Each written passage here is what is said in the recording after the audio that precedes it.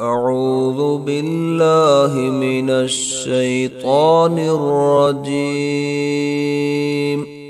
بسم الله الرحمن الرحيم.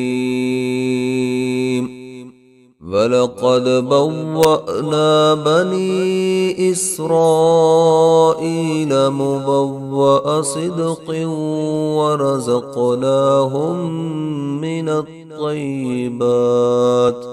فما اختلفوا حتى جاءهم العلم إن ربك يقضي بينهم يوم القيامة فيما كانوا فيه يختلفون.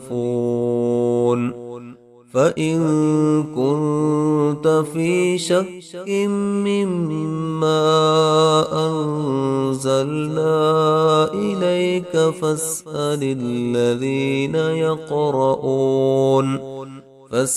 الذين يقرؤون الكتاب من قبلك لقد جاءك الحق من ربك فلا تكونن من الممترين ولا تكونن من الذين كذبوا بآيات الله فتكون من الخاسرين.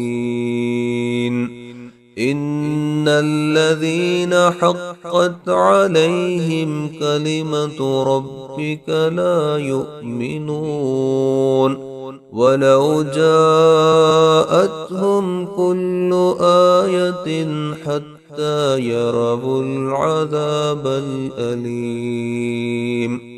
فلولا كانت قرية آمنت فنفعها إيمانها إلا قوم يونس لما آمنوا كشفنا عنهم عذاب الخزي في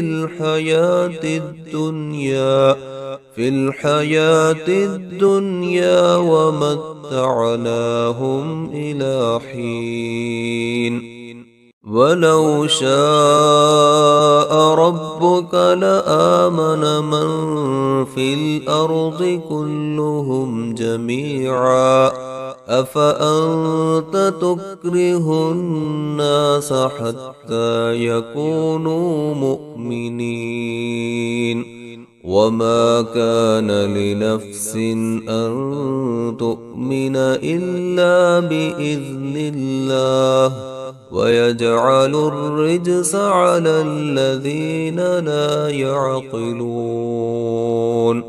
قل انظروا ماذا في السماوات والأرض وما تغني الآيات والنذر عن قوم لا يؤمنون. فهل ينتظرون إلا مثل أيام الذين خلوا من قبلهم قل فانتظروا إني معكم من المنتظرين. ثم ننجي رسلنا والذين آمنوا كذلك حقا علينا ننجي المؤمنين.